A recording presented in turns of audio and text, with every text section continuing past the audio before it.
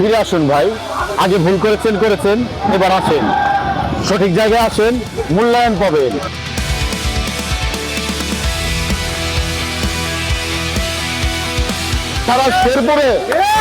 সারা শেরপুরে শুধু আর্জেন্টিনার জার্সি দেখবেন আর আর্জেন্টিনার জার্সি দেখবেন।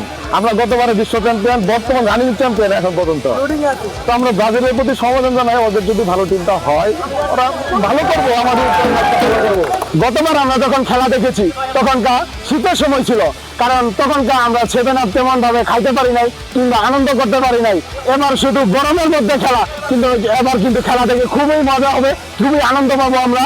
কেননা একটাই কারণ, আমরা হচ্ছে ব্রাজিলের বিপক্ষ, কারণ 7 আপ খাবো আর শুধু খেলা দেখবো আমরা। কি বলেন সবাই?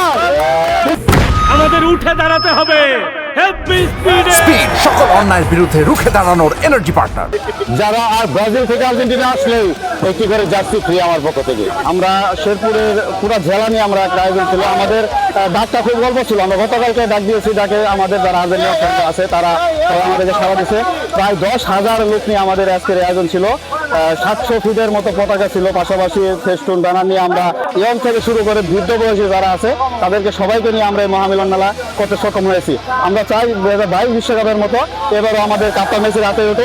আমরা আসলে ফুটবলকে ভালোবাসি, আমরা আর্জেন্টিনাকে ভালোবাসি, মেসিকে ভালোবাসি, সর্বোপরি আমাদের বাংলাদেশকে আমরা ভালোবাসি। এই ফুটবল খেলাটাকে আমরা উপভোগ করতে চাই, এই লক্ষ্যেই আর এই 2026-এর বিশ্বকাপকে আমরা মেসির হাতে দেখতে চাই। এবারের বিশ্বকাপ অবশ্যই আর্জেন্টিনা এবং মেসির হাতে থাকবে ইনশাআল্লাহ। আজকের এই সুবিশাল আয়োজন ছিল, আমরা সাধারণত অনেকদিন অপেক্ষায় ছিলাম এই আয়োজনটা করার জন্য। আমাদের শুধু একটা মেসেঞ্জার গ্রুপ খোলাকে কেন্দ্র করে আজকের এই আমাদের সুবিশাল আয়োজন। আমরা মাত্র সময় নিয়েছি 2 দিন। শেরপুর জেলা আর্জেন্টিনা ফ্যান ক্লাবরা দেখিয়ে দিয়েছে, আর্জেন্টিনা ফ্যান ক্লাবরা অতীতেও যেভাবে স্বতঃস্ফূর্তভাবে অংশগ্রহণ করেছিল, ভবিষ্যতে অংশগ্রহণ করবে।